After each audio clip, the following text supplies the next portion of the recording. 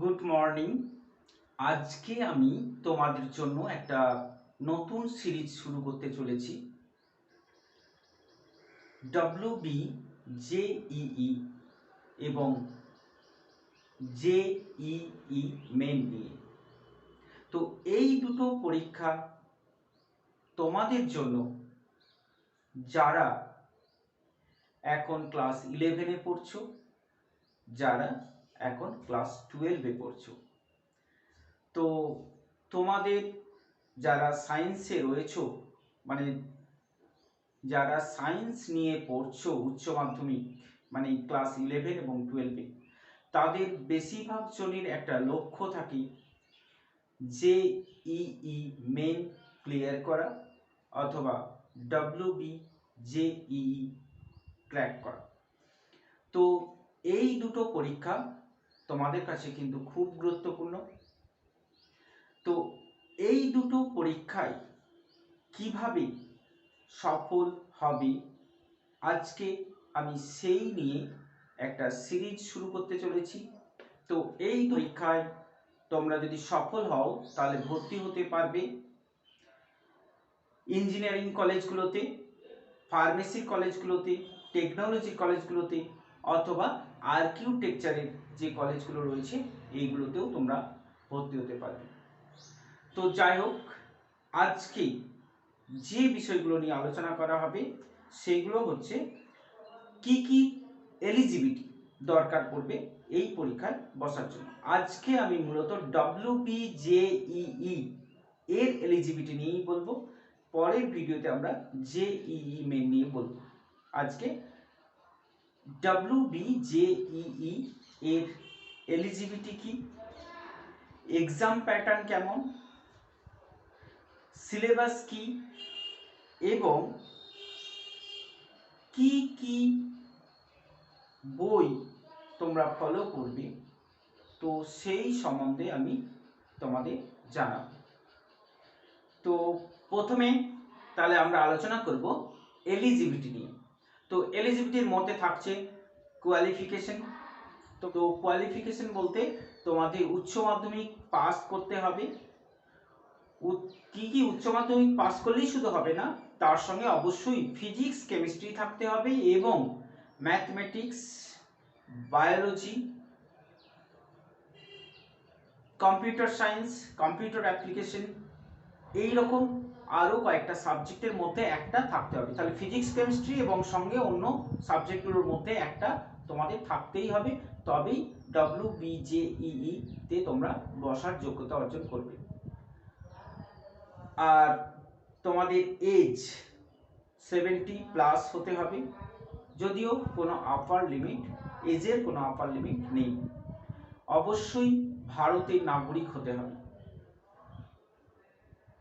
আর যখন HS result তোমরা যারা অ্যাপিয়ার করবে, মানে এইচএস পরীক্ষা বা 12-এর পরীক্ষায় যারা অ্যাপিয়ার করবে তারাও পরীক্ষায় বসতে পারবে, কিন্তু রেজাল্টের পর তাদের রেজাল্ট অবশ্যই 45% মার্কস থাকতে হবে ফিজিক্স কেমিস্ট্রি এবং অন্য আরেকটা সাবজেক্ট।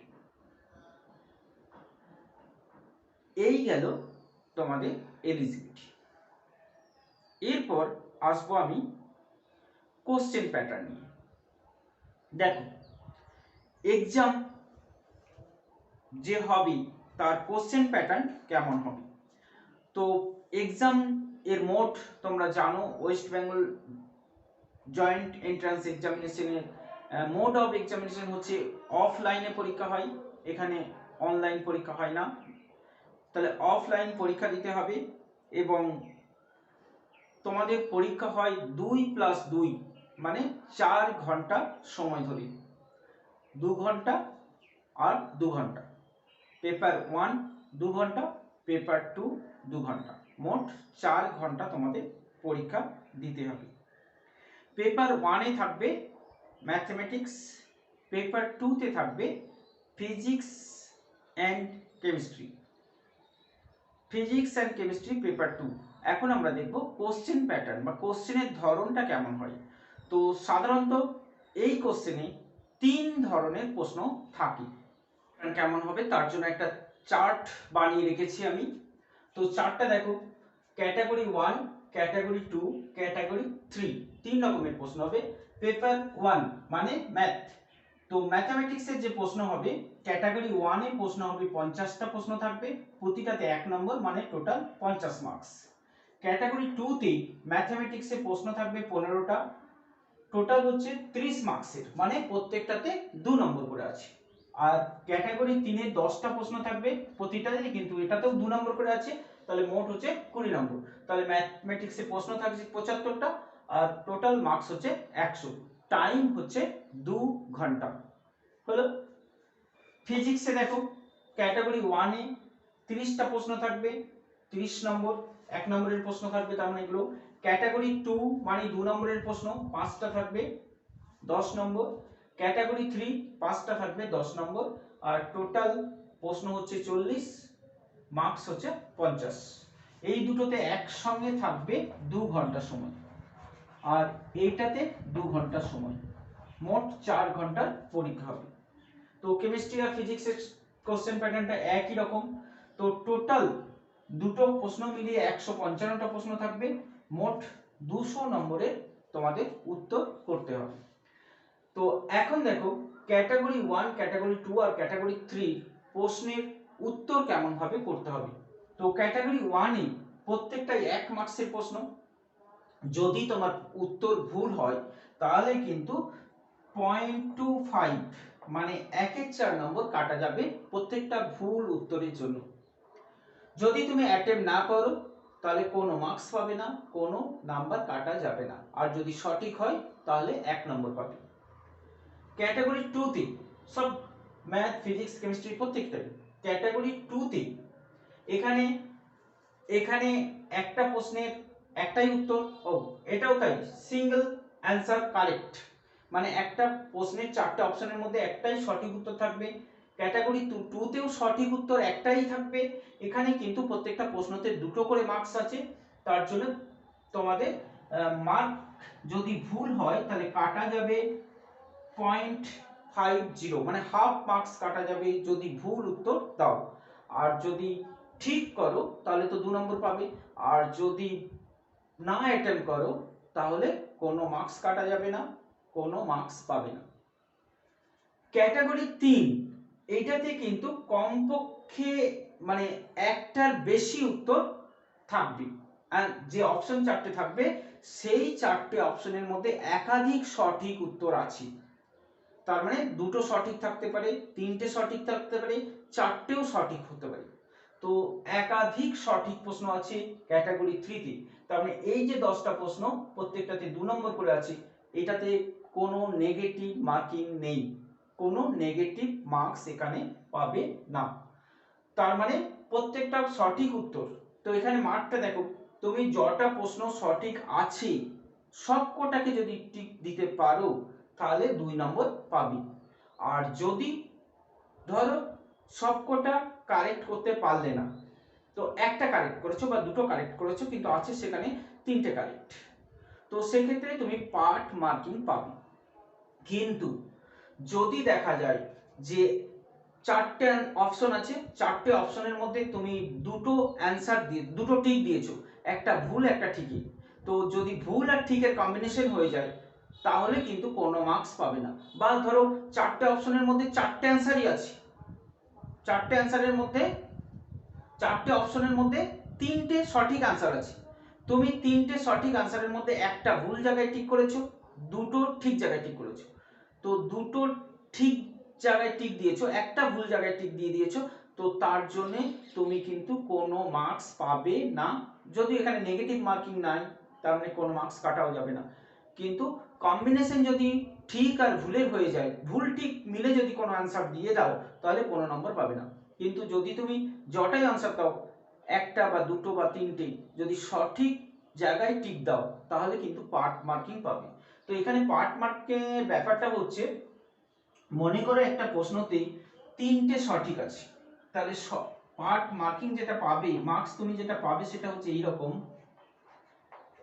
যে মার্কসটা এরকম ভাবে দেওয়া যাবে যে তুমি যতগুলো সঠিক উত্তর দিয়েছো, যতগুলো ঠিক উত্তর দিয়েছো, আর যতগুলো যতগুলো ঠিক সঠিক অ্যান্সার আছে, যতগুলো সঠিক অ্যান্সার আছে ইনটু 2, এই মার্কসটা তুমি পাবে ক্যাটাগরি 3 থেকে।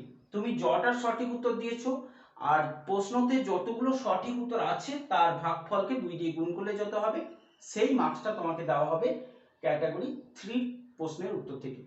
এখানে কোনো নেগেটিভ মার্কিং নেই। তো এই গেল কোশ্চেন প্যাটার্ন। আর তোমাদের সিলেবাস কি, এটা কিন্তু খুব ইম্পর্টেন্ট একটা ব্যাপার।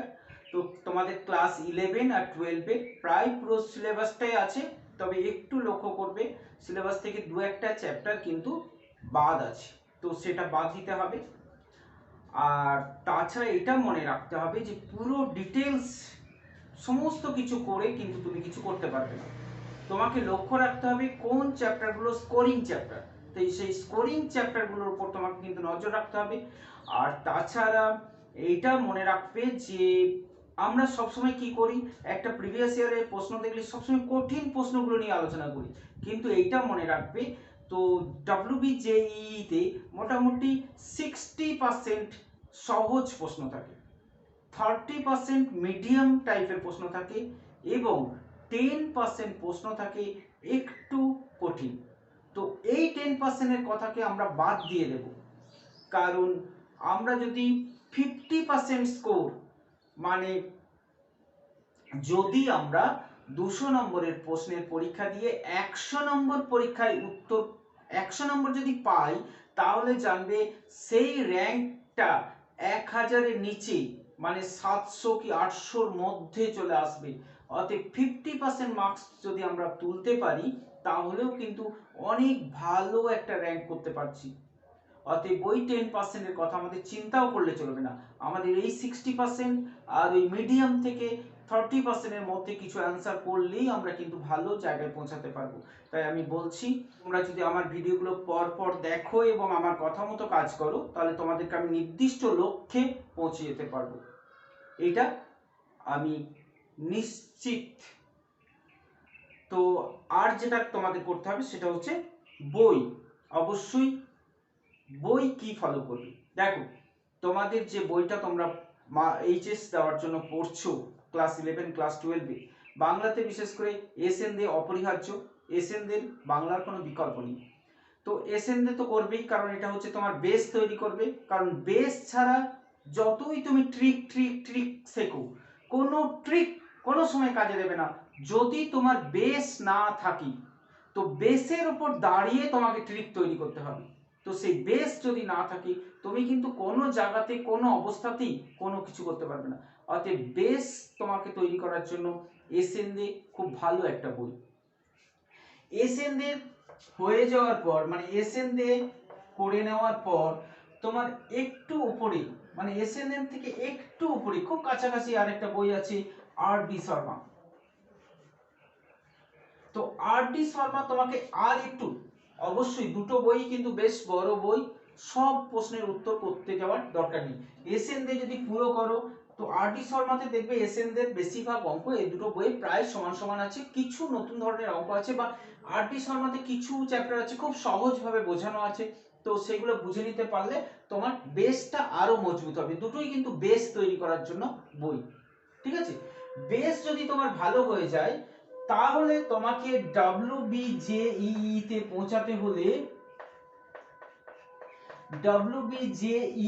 পৌঁছাতে হলে এইখান থেকে এত বড় একটা লাভ, বা আর.ডি. শর্মা থেকে এত বড় একটা লাভ দেওয়া কিন্তু খুব মুশকিল। সেজন্য মাঝখানে আরেকটা স্টেপ তোমাকে তৈরি করতে হবে।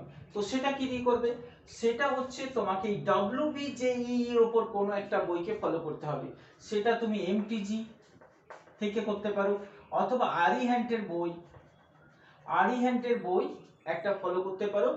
WBJEE এর উপরে লেখা দু রকমের বই হয়, একটা হচ্ছে চ্যাপ্টার ওয়াইজ, দুটোই দরকার পড়বে, একটা হচ্ছে চ্যাপ্টার ওয়াইজ আর একটা হচ্ছে প্রিভিয়াস ইয়ার্স এর প্রশ্ন। সবসময় আমাদের প্রিভিয়াস ইয়ার্স এর প্রশ্নগুলোকেও কিন্তু লক্ষ্য রাখতে হবে যে কি রকম প্রশ্ন হচ্ছে। যাই হোক, এই নিয়ে আমরা আবার পরে আলোচনা করব। আজকে এই পর্যন্তই। আশা করি তোমরা আমার সঙ্গে থাকবে আর এই ভিডিওটা তোমরা শেয়ার করবে, লাইক করবে কমেন্ট করবে, তাহলে আমি আরও অনেক উৎসাহ নিয়ে তোমাদের আরও ভালো কিছু বলার মতো ক্ষমতা অর্জন করে নিতে পারবো। ঠিক আছে, ধন্যবাদ।